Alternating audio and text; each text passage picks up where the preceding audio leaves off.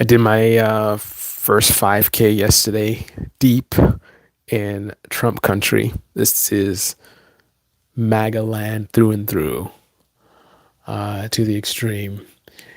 And wow.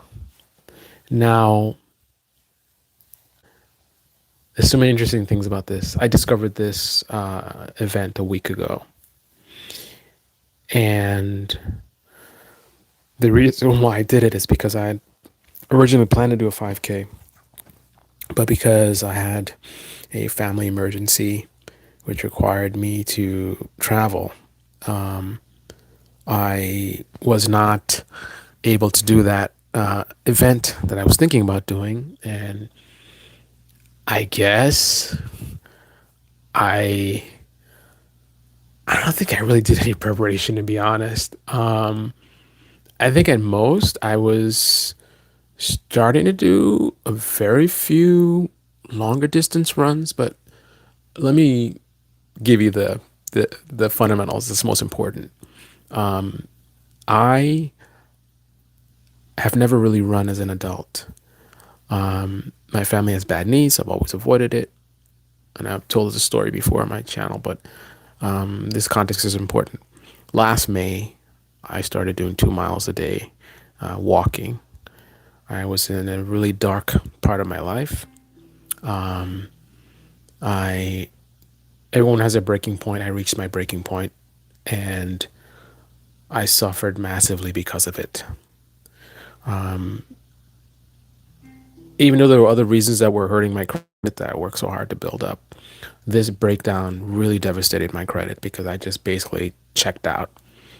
I wasn't even paying my bills, the mortgage. I mean, I was on the brink, and then I just kind of let go. What brought me back from the brink was the walking 2 miles a day. That was the beginning of it, but it was also diet, sleep. I started doing 8 hours of sleep, 7.5 to 8 hours of sleep a day. I no food after dark, more smaller meals, more focused on proteins and vegetables, clean, eating clean. I was 186 pounds. I dropped down to like 169 in about 3 months, 3 to 3.5 months. I pulled that off. But somewhere in that, I started ramping up because at some point in time, I started doing these 30-second intervals at the end of my walks, just all out for 30 seconds.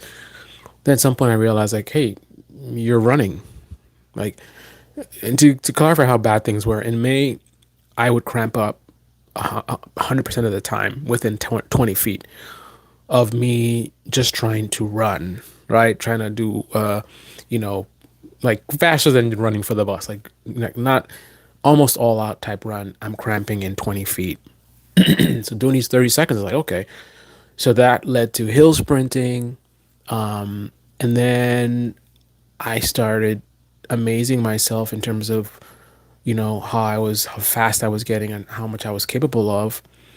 That it's just in my personality. I'm very competitive.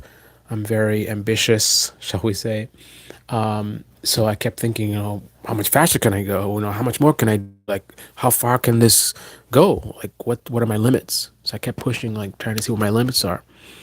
Then I got into sprinting because I'm all about speed. And I said, okay, look at my street. How long is it? And I did some research. How long would it take for an average person my age to do it versus a professional, like a master's runner? And I said, okay, I'm going to be right in the middle. I'm going to be right in the middle of, an average person who's fit, rather. So fit, so somebody who jogs, right? Somebody who jogs my age. I want to be right in the middle of that guy and the guy who's the masters, who's like training really hard. So ambitious goal for sure. And then I started seeing, you know, getting really close to those numbers and exceeding them. And I realized at some point that my street was close to 800 meters. And I said, okay, that's actually a sprint. So I started training for the 800 meter. And then I started training for 100 meter, and that was my thing. I did some races. I raced a 13-year-old, destroyed him 100 meter. But then foolishly I raced a 18-year-old a week later. That's not enough recovery at my age. I'm 49. In that race, I almost won. I had a big smile on my face. I lost, but I had a big smile on my face. I shouldn't have been that close to an 18-year-old with some track experience from high school. Right? I don't have any track experience. Closest thing you could say for me is junior high. I played soccer. As an adult, I was a big inline speed skater. So I do have some sort of experience with, movement of the legs, fast and distance because I would skate far. So with that being said, I in the last couple months started thinking about what's the next thing for me. I wanted to do some sprint races, but I couldn't find any. But everything was all about the marathons and 5Ks and stuff like that. So I said, okay, let me do a 5K just to start, right? I found one and I was thinking about it. Should I do it? Should I not do it? And as far as training, I really didn't do much training. The only thing I did is I started thinking, if you're going to do a 5K, you need to build up your endurance. I don't have much endurance. Or so I thought. I'm just a sprint guy, right? And I did try running like longer distance, and it was kind of, it was brutal. I was like, I don't know about this, man. It's so long, and you're still going. I'm like, I don't know. So I don't know if I were to guess, I probably did maybe 4 or 5, serious runs, like 2.5 miles to 3 miles. I did a 3.4 mile recently, but all these were at a moderate pace. I was kind of cruising, not really pushing myself. In fact, the 3.4, I was doing like an 11-minute mile slow. And that's not because I'm slow. I was actually chilling. Like my heart rate was probably, I don't know, no more than 160 beats per minute at an 11-minute mile. So I was taking it easy. That was actually a recovery day for me. So I was intentionally so I don't have any, I can't think of any experience. My only experience pushing myself is sprinting. 100 meter. I mean, I push myself. When I'm done at the 800 meter, I'm out of breath. I'm just like, I mean, my heart rate recovers in like 2 minutes. So that's what you want to see. But I have really pushed myself at the end. 100 meter for sure. But for my long distance, I haven't done any runs like that where I really push myself. So lack of training, right? And then I would have done more training if I was officially locked in with this event, but I never did because I knew I might travel. So anyway, long story short, ended up traveling, so I couldn't go to that 5K, which I didn't really prepare for anyway. Then while I was here, I said, "Hey man, I wonder if there's any runs here in Trump country, you know?" And I found this race was coming up. I was like, okay, I could do this. And then I said, I wonder, I've never done a 5K before, right? I wonder, like, what kind of numbers are these people doing? So I looked at the last year's run and I wasn't impressed. As a guy who never did a 5K, I wasn't impressed. Now I'll be a little bit intimidated about doing like a New York City 5K. I think you got a lot of crazy people, probably like myself there. But we're out in the country. I figure, So I look at the numbers and I'm just not really impressed with it. And I said, man, if this is what they're doing, now keep in mind, a lot of this is speculation because I've never really pushed myself like this for distance. I only sprint 800 meter, 100 meter. That's it. So I don't really have real world data to show what I'm really capable of.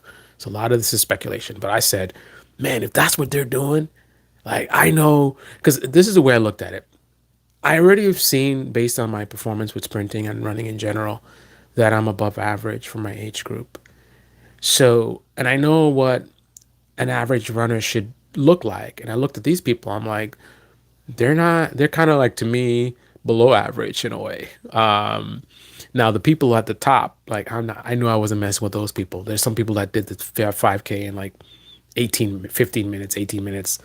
I know I wasn't touching those guys, but that's a small group of people. People in my age group, laughable. They were doing 30 minutes. The minute I saw people in my age group doing 30 minutes, I was like, I got this. I signed up right away. I was like, yeah, this is gonna be a perfect first 5K, where I could actually do some good numbers and place very well. Now, don't get me wrong. I didn't go into this thinking like it's gonna be a cakewalk, and I'm just gonna walk home with a trophy, or whatever. I knew I was gonna have to work hard. I was gonna have to push, but what I also felt strongly is that I had the capability to destroy these people. I felt confident based on what I saw, based on all the results of my sprinting and how I keep exceeding boundaries and I keep ranking higher than I should be for my age. And I said, if that pattern holds, I'm going to dominate here, right? And so I signed up a week ago. So I had a week to prepare. Now, obviously, you can't do real preparation in a week because one of the things you want to do for preparation is you want to do sort of a threshold run where you see what you're capable of in terms of long distance. I can't do a hardcore 5K practice run a week before an actual 5K. That's not enough recovery time. That's dangerous. That's where I think that 3.4 mile run came from. So I did a 3.4 run, but in a recovery pace. So anyway, I'm gonna tell you how the race went, and then I'm gonna tell you how it was that I was able to accomplish what I did. So so the race was this week, and I was really nervous the day before. I didn't get any sleep. I was rolling around in bed. I don't think I fell asleep until like 4 a.m., 4:30. It was brutal because you're bored. You're just sitting in bed. You're not doing anything, and you can't even thought process is a problem because you're trying to sleep. You don't want to be thinking about too much stuff that's keeping you awake. So I'm doing all the techniques, trying to think about things boring. I'm literally laying in bed thinking like piece of paper, slow turtle, stick on the wall. Like I'm just like I'm trying to think of like nothing, just like nothing engaging. Um, Everything I could. I even got up at some point and I took a hot shower. I'm just like maybe this will help. I tried deep breathing. I just couldn't go to sleep, man. And so that's another thing. I'm like, okay, so I'm going in.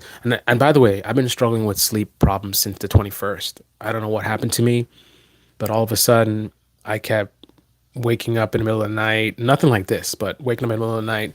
So my sleep was averaging 6.5, which is way down from the 8 hours I used to get when I started this journey. So leading into a 5K, I was like, okay. But anyway, I get up, I do my full shift of work, and then I clock out like 10 minutes early. Car comes, I go. I'm going to this. It's like an hour drive, and I get there 2 to 2.5 hours before the race. No one's there except for the crew setting up. I go and I walk the course, right? So I want to see what I'm getting into, and a good amount of it is off road. That was the first thing I was like, okay, maybe that's why people were slow. I was like, okay, now I'm in trouble. I thought they were slow, but it's a tricky course. You got hills and you got this off road stuff. It's slippery. That was the first thing that hit me. I'm like, ah, man. And then you got these sharp turns of like 180, like literally 180 turns. And there's a few of them, and you're on loose ground, like so you can't fly through those turns. You got to really drop your speed so you don't slide out, and that's gonna cost you, right? So then it's freezing. So I'm not from here. I didn't have a car. I had an Uber, so I couldn't bring anything extra. I'm literally dressed for the run, and that's it. And it's freezing. It's like 35 degrees, right? So it's like close to freezing. Luckily, they had a bathroom there, and it was clean, and they had a heater in there because I hung out in the bathroom, waiting for the rest of people to show up, and you know, basically getting myself ready. 30 minutes before I got out, 8 minutes before the run, I did my warm up, leg swings, and all that good stuff. There's people everywhere, and I see all these young guys, these like 15-year-olds, 16, 17, 18. I'm like, oh man. And then, but there's all age groups. There's 20s, 30s, 40s, 50s. Very little above 50, though. I don't know what happens above 50. I guess I'm fine out because I'm about to be 50 in 7 months. So, anyway, I I'm glad I did what I did, walking the thing and looking at the course maps. And I talked to as many people as possible. I know I was annoying as hell because they were trying to set up and I'm bothering them. I'm trying like, is it going to we could run this way and that way? I want all the information I can. My thought process is I'm not going to trust anyone. Like I'm not going to sit here and be passive and wait for them to give like a race briefing and like, okay, guys, this is how the run's going to be. And da, da, da. What if they don't? I'm going to go into this thing, my first 5K, blind, not knowing what to expect. Like, I want to be prepared as much as possible. So I kept asking questions about how the course was going to run and where we were going to go, blah, blah, blah, blah. And I did the right thing because, man, they did a quick little blah, blah, blah, whatever, just before the start. And they were like, okay, guys, all right, I'll go. I was like, holy shit. Like, what the hell? Like, it was so lit. It was like 1 minute, the guy's just talking. And the next minute, he's like, oh, I'm like, what the hell? So, luckily, again, I was on the right track because I was like, listen, I don't know exactly when they're gonna start this race.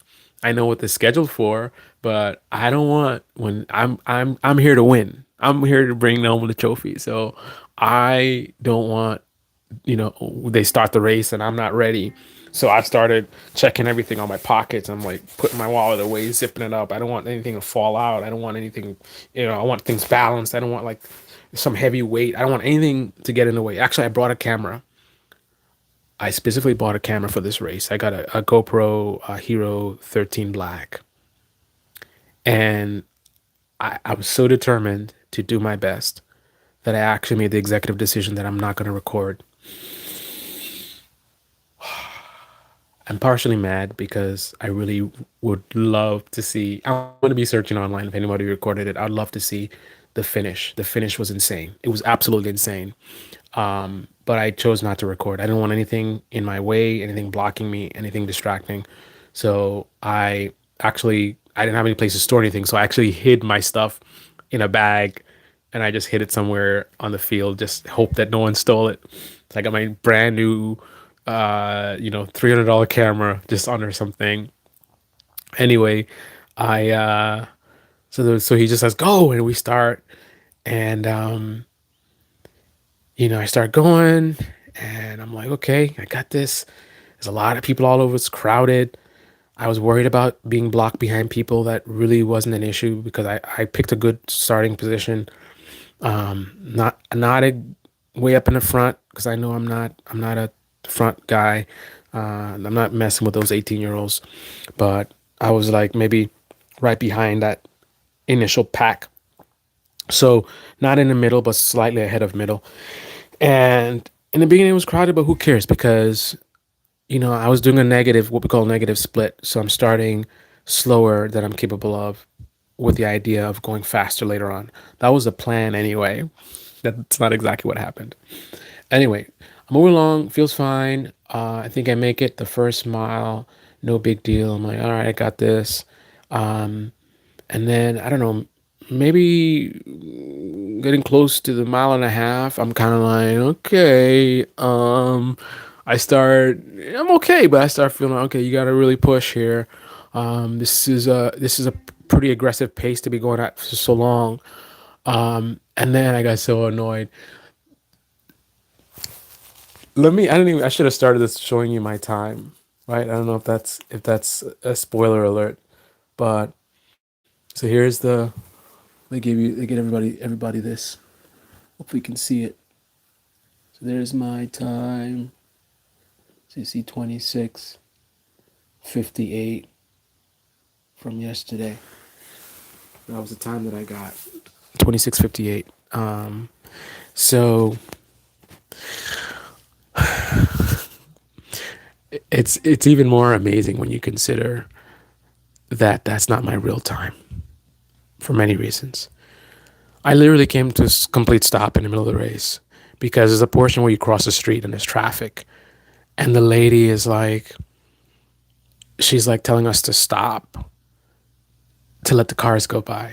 So I'm in the middle of a race, and I don't know, man. I probably lost 5 to 10 seconds. Man, in the middle of a race, I'm stopped for traffic. Anyway, start back up. I try to ease in, not surge in. And then the big story happens 3/4 of the way.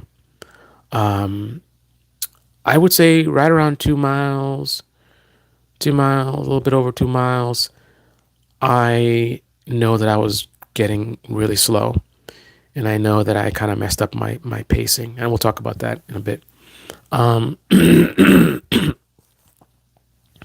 I was able to recover it a little bit. I had a couple of falls. Like I didn't have a good. I did review the course, but by myself, so I wasn't clear on everything. My guess in the first half was accurate, but the ending third I had never discovered. So this was new for me. So there's a couple times where I was heading towards the finish and I felt like, oh, okay, I guess. And I wasn't at that point. I was so adrenaline, whatever. I wasn't. My watch would have told me the full story, but I wasn't really looking at my watch. And I was just like, oh, the finish is over there, so I'm almost done. I wasn't almost done. This was like, I don't know, maybe a little bit over a mile from the finish, potentially, or close. This is actually close to a mile from the finish.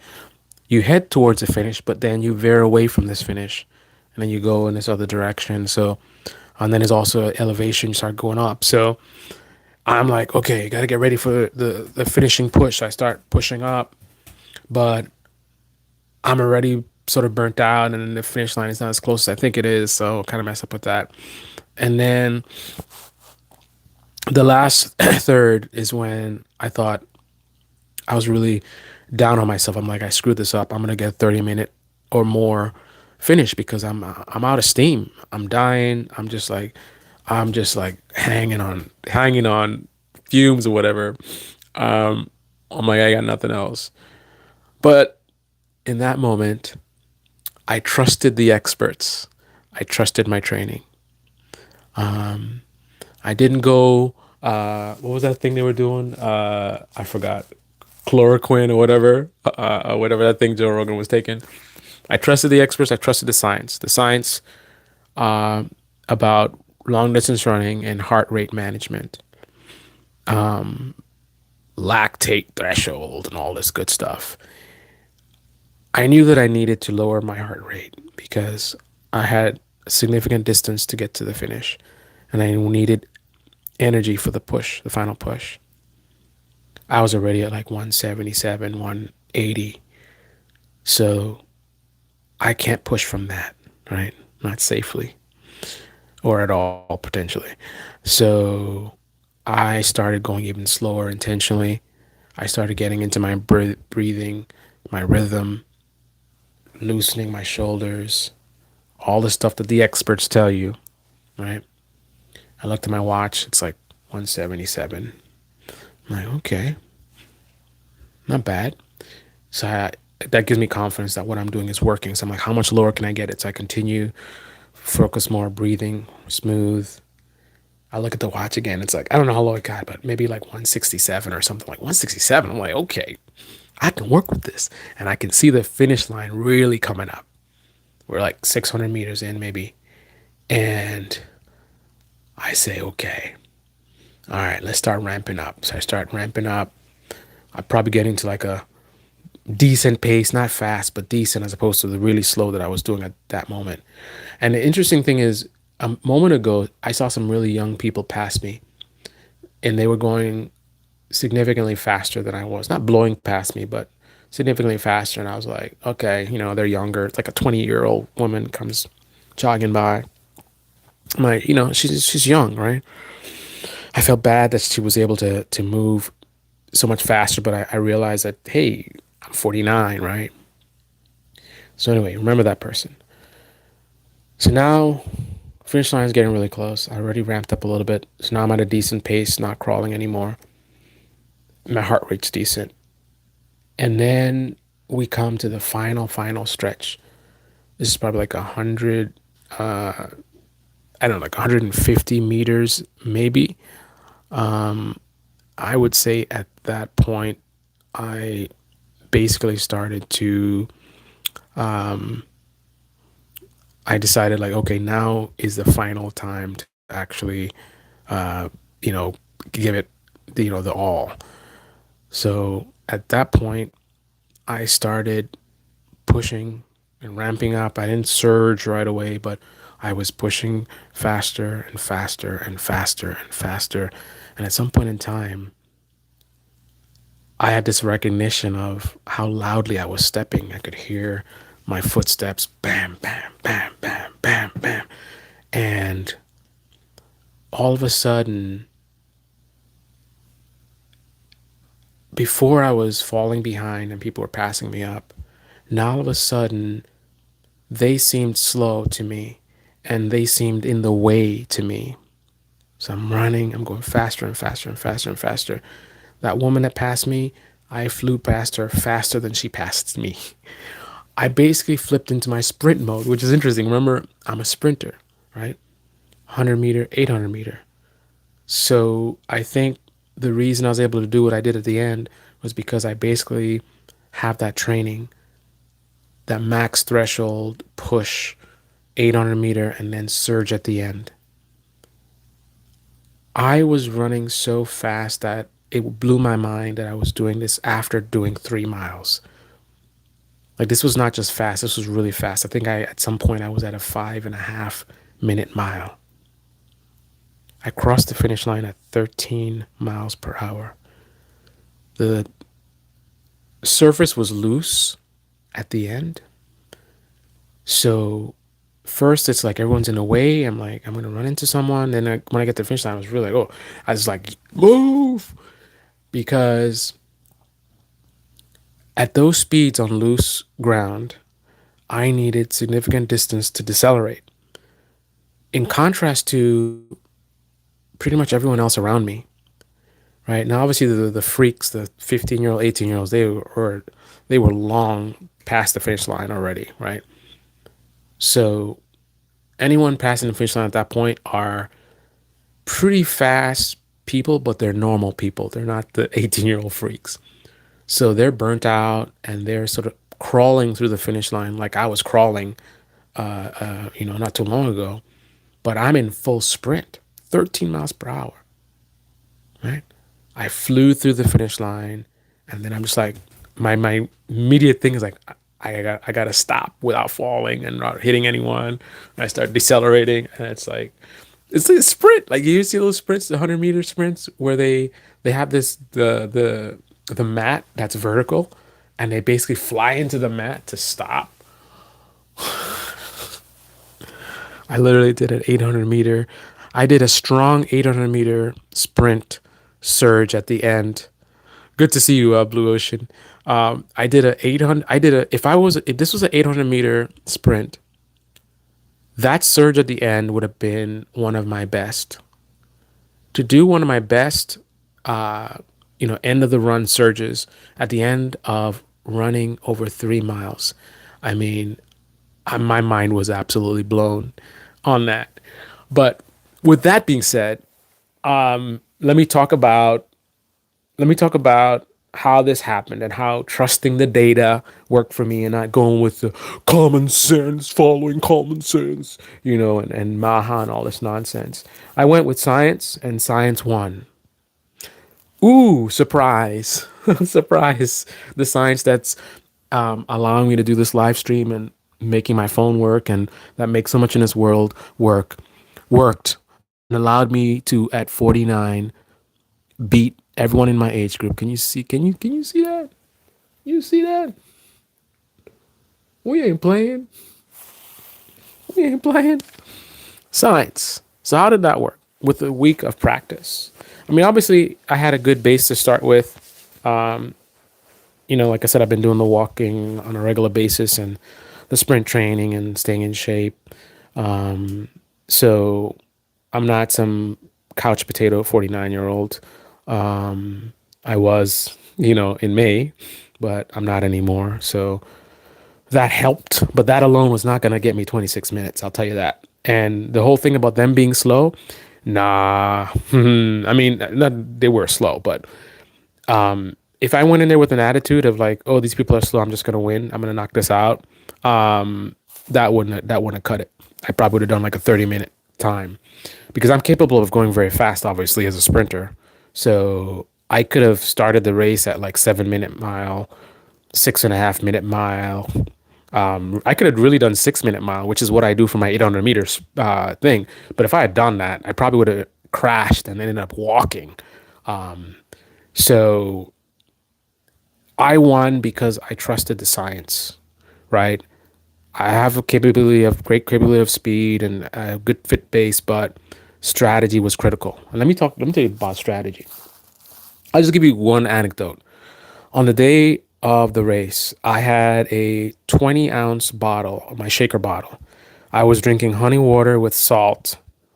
I think it was 1 tablespoon of honey, I don't know, 2 pinches of salt in there, and I had a post-it on it. I don't know if I posted a picture of it. I posted on it that said 20 ounces, 20 ounces, 20 ounces, and a box next to each. And I would check it off when I did it. The goal was 70 ounces of that for the day, making sure I'm topped up in what I need to do the run. So I took it to the science, right? I spent a lot of time designing my strategy. I didn't just go into this, right? I I went completely scientific. Like I did a lot of analysis of I looked at a lot of my old runs. I looked at my heart rate at what speeds and I didn't have a lot of data because like I said I haven't really prepared for this. So that was the weird thing is I'm sitting here planning this run and I have all this data because my smartwatch, but much of it wasn't really relevant because you're seeing a lot of sprinting and then you're seeing like recovery runs that are not even that long. So it was slim pickings to find anything that was relevant to going this fast for that long. But whatever I had, I used it. I extracted whatever data I could from it. And I came up with a strategy of doing a negative split, which is I was going to start slower and then speed up later.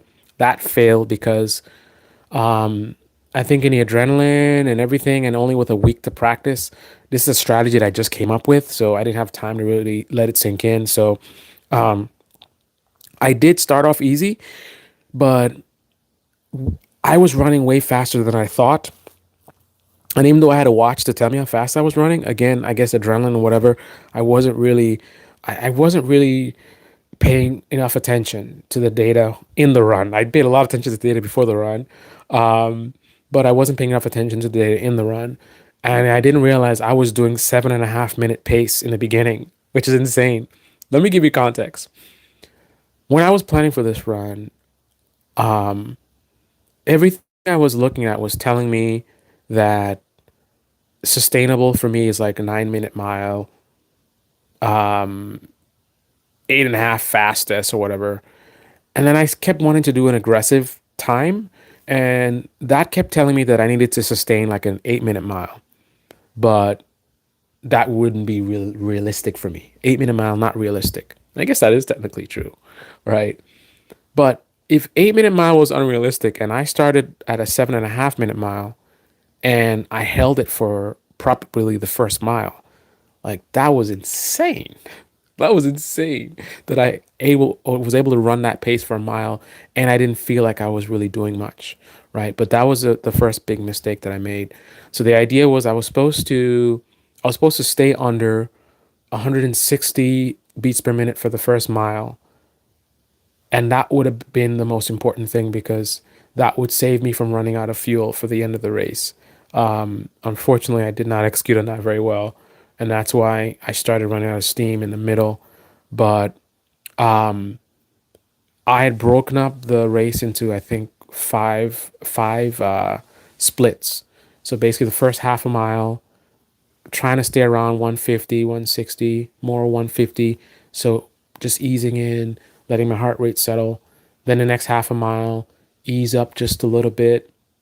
And then I think there was like a another 1 mile of cruising at probably like an 8.5 minute mile. That was the plan, right?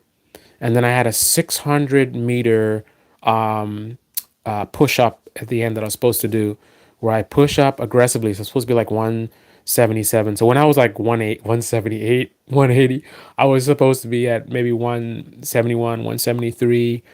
Because if I had kept at that level, and then I was supposed to gradually increase my speed. So, it would have been like 173, 174. So, I was supposed to be ramping up from an 8 minute mile at the beginning of the last 600, 8 minute mile, 7.5 minute mile, 7 minute mile. And then by the time the last 100 meters, I should have been doing my 800 meter pace, which would have been a 6 minute mile. And I think I would have gotten like a 25 minute time or something like that, maybe even lower. But unfortunately, with a week to practice, and if you see the amount of documentation I have, documenting strategy and notes about breathing and heart rate and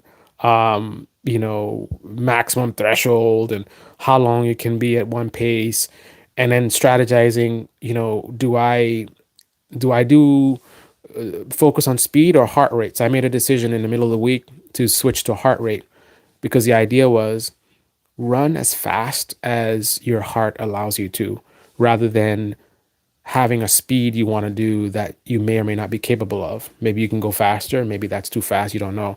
The heart is the ultimate governor, right? I can only run as fast as I'm capable of, right? So that was my ending strategy, was heart rate. So the first half mile was that heart rate zone, easy, right? The next half a mile, ease into getting into a little bit of, you're pushing up a little bit, but still recovery type. And then the negative split starts after that, where you start ramping up into a good 5K pace, not too aggressive, but not slow anymore.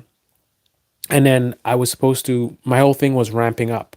So you start the split at the minimum, and then you just, like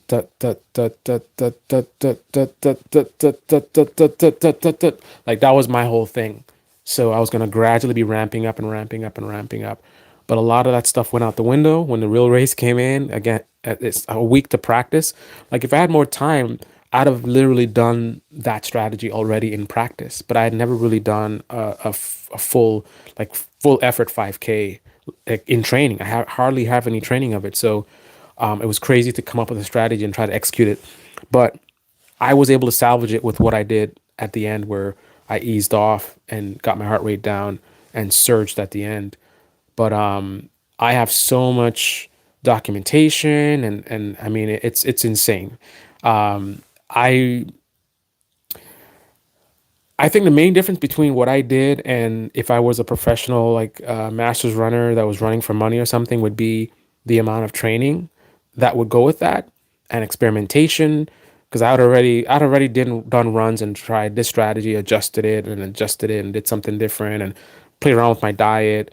But otherwise, a lot of what I did is probably the approach that a professional runner would have, and I'm just like doing this as a casual. But that's my mindset. Whatever I do, I try to do it to the max. I'm very motivated, but definitely very proud of the results.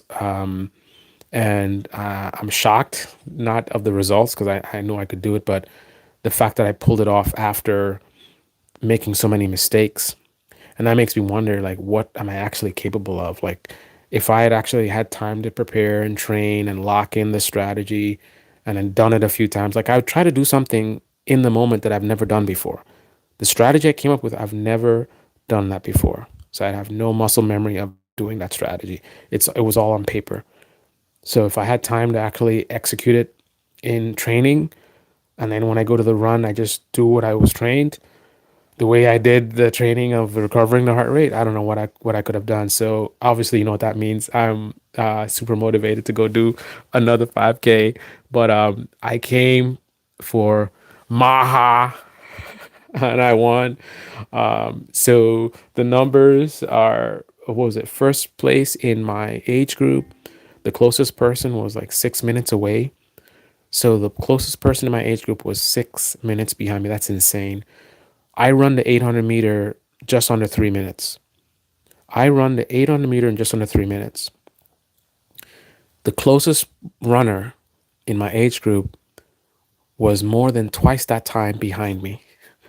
So I could run two 800-meter dashes in the same time that it took them to cross the finish line after I did. That's insane. And I do 800 meter at like 6 minute mile, which in retrospect is a little bit too hot. That's something I need to work on. See, that's the thing I do have practice with. I've done the 800 meters, so I know what I'm capable of. So I know the data. So if I were going to run it professionally, I know 6.5 is 6 is too fast. I should probably start at like a 7, 7.5, and then ramp it up later on or something.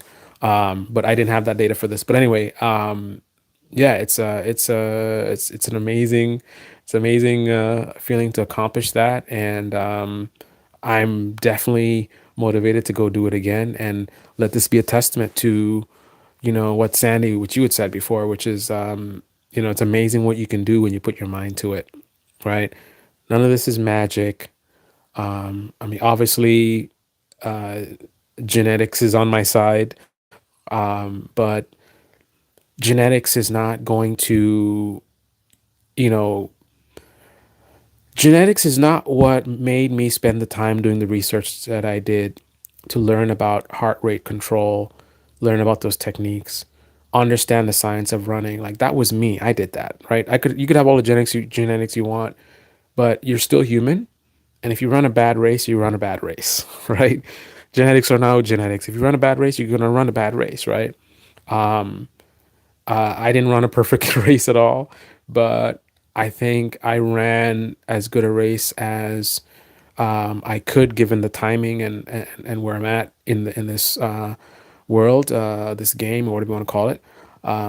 But yeah, I'm anxious to do it again.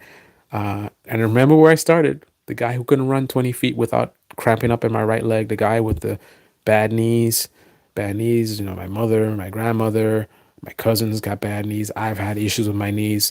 I even messed up my knees. Not really bad, but in my some of my training, I had some kind of pain in my knee or whatever that took like 2 to 3 weeks to recover. But that was in the end. That's when I really started pushing hard, is when that stuff showed up. So I was able to run and do all these sprints, 100 meter, and I would say 90% of my runs and sprints were injury free. So that's to tell you perseverance, persistence, determination, can't stop, won't stop. And on another note, I was a dancer. I can't hardly cut my toenails right now. Oh man. Yeah, the other thing I've been working on, that's the next thing. I didn't even talk about that. The whole last week, I couldn't do like the run training because it's too close to the actual thing. But I've been preparing the whole week physically. I've been doing a lot more stretching every morning, every evening, multiple times a day. I'm doing, rotations on my foot, my hips. I'm doing leg swings. I'm doing hip flexor stretches. So I worked on my flexibility. That's something I could do. So I did that. I did flexibility work all week. I did, recovery runs, walks as well. So the whole week I was getting my body in the best position I could, given the limited time, and working on my pace as well. I not long distance, but just the rhythm. So what I would do is I would, like the other day, I think 3 days ago, I went outside and I ran my target pace just for a couple minutes to see what it sounded like. I actually recorded it. So I recorded what my target pace sounds like. I picked music that matches the pace that I wanted to target. Like I took it to the science, right? I trusted the science for real, not sarcastically the way MAGA likes to do. So I actually had music tracks and all this kind of stuff and the constant stretching, making sure my hydration was good this week. Diet in general was good. Definitely the diet, the day before and the day of, definitely my diet was purely focused on race performance. I did not just go there and just run and do a 26, right? There was a lot of time and effort, documentation, notes. I mean, I probably have generated, I don't know, 20, probably more than that, 40 to 50 pages worth of data, notes, and my tactics and strategies and all that stuff just for this. Anyway, I am limber. I stretch. Doesn't matter. Autoimmune arthritis is wow. I live on Homestead, 7-bed garden. Rescue cats. This has been the hardest year for me, and in fact, I'm waiting for my helper to come shovel the back of my stairs in the back deck. Luckily, I haven't had to shovel myself. He's got to bring in some more wood, and I can't bring it up the stairs anymore. He loads it on the side, and I remember, I remember a year ago when I ran up the stairs. Just it's like 3 flights of stairs, and how winded I felt, and I was like, man, you're out of shape. So it's interesting, the sort of the ramp up that I did. Now, obviously, it's one thing to just be out of shape and older. It's another thing to actually start with, physical disabilities. But I would say, even with those disabilities that someone might have, you might be surprised what you can do just with, consistency, resilience, and especially remember it all started with walking, right? I think the powerful thing about walking is that you can do it every single day. It's low impact, so you can do it every single day. Most people, I mean, obviously some people can't, right? But most people can do it every single day without injury. And it really, really helps out so many ways, your mental, physical, you name it. So one of the biggest lessons from this live stream is walk, walk, and keep walking as much as you can. And the other side of it is don't stop, can't stop, won't stop, right? Don't let things hold you back.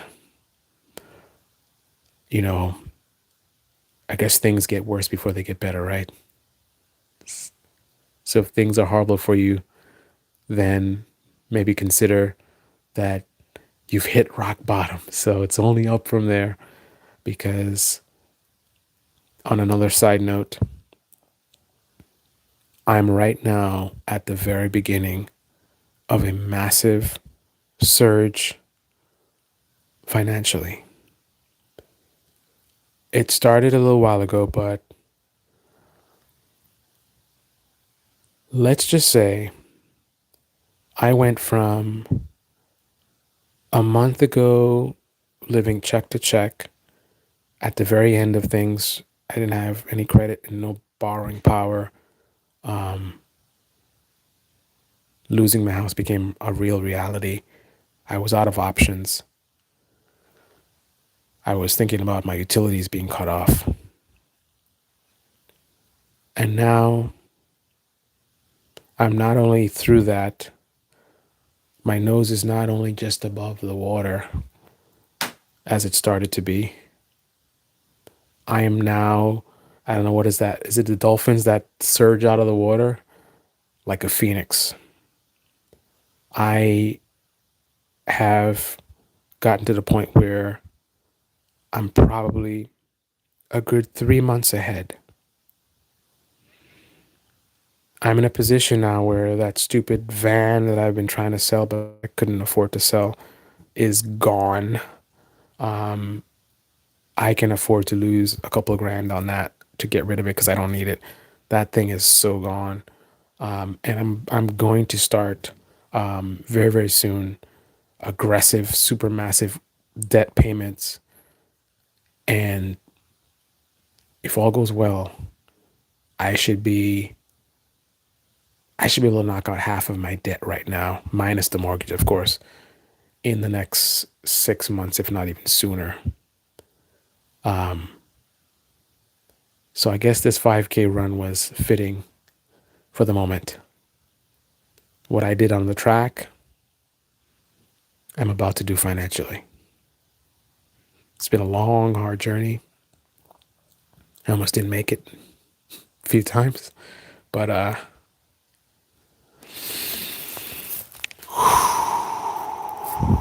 resilience, determination, constantly saying that you're not going to give up, and constantly making that determination that you're going to continue pushing no matter what until you succeed. Many times, almost, you know, pushing the trains off the tracks, but you get it right back on the tracks and keep on going. Pick yourself back up, keep on pushing. People doubt you, people don't believe in you, but you believe in yourself.